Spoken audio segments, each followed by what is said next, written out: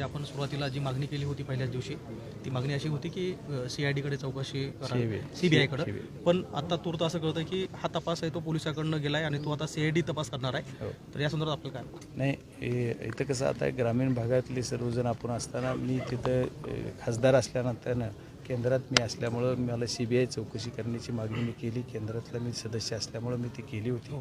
पण इथं जी सर्व मॉब बसला किंवा जी गाववाले सगळी जी सर्वांची इच्छा तीव्र होती, प्रत्येकाला CID CBI ह्याच्यातला एवढाही माहीत नसतं. त्याच्यामुळे कुणी CDI म्हणेल, कुणी SIT म्हणेल, हा विषय वेगळा आहे. पण शेवट सगळ्यांची इच्छा काय आहे तर आम्हाला मारेकऱ्याला शिक्षा झाली पाहिजे, तो अटक झाला पाहिजे, हीच प्रामाणिक भूमिका आहे, बाकी दुसरं कुठली नाही.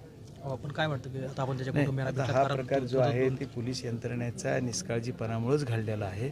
ठीक आहे, ही घटना घडली ही तर निंदनीय आहे, पण पोलिसांनी वेळेस जर अलर्ट राहिले असते तर ही घटना घडली नसती. पोलीस यंत्रणेला आज आता मी ज्यावेळेस बोलतो यांच्याशी तर त्यांचं असं येतं आहे सूर की ही पोलीस यंत्रणेला माहितीसुद्धा असलं पाहिजे. आता 28 कॉल काही 32 कॉल आमच्या धनंजयने एका व्यक्तीला केलेले आहेत, तो जो गुन्हेगार त्याच्यात म्हणून ॲड झालेला आहे. एवढे मग ते म्हणतात की 10 मिनटात तुमचा माणूस येणार आहे, तुम्ही 10 मिनटात उचलताय, 10 मिनटात येणार आहे म्हणतात. किती वाईट आहे. जर आपल्याला सुद्धा माणूस म्हणून वाईट एवढं वाटतंय की असं नाहीच व्हायला पाहिजे यार. इतकं मग त्याला त्याचे फार डोळे काढून मारलं यार, काय केलं होतं त्याला एवढं, म्हणजे एवढी वाईट क्रूर हत्या केली. ही सर्वात महत्त्वाचं म्हणजे एखादं फटका मारला आहे जीव गेला आहे असं नाही झालं. त्याच्यामुळं हा सगळं एकदम निंदनीय प्रकार आहे. त्याची निंदा तर करणं त्याच्यापेक्षा पलीकडची घटना. आणि ह्याला जर कोणी राजकारण म्हणत असेल तर नको ही सगळं.